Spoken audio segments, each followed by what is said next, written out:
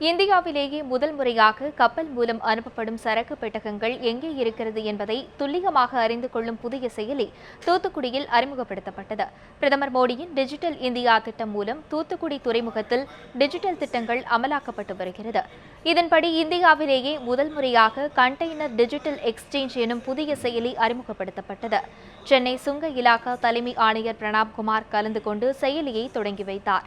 இதுகுறித்து பிரணாப் குமார் தெரிவிக்கையில், தூத்துக்குடி துறைமுகம் மூலம் சுங்க இலாகாவிற்கு ஆண்டுக்கு 3000 கோடி ரூபாய் வருமானம் கிடைப்பதாகவும், இந்த செயலியின் வருகையால் மேலும் 200 கோடி ரூபாய் வரை கிடைக்கும் என்றும் தெரிவித்தார்.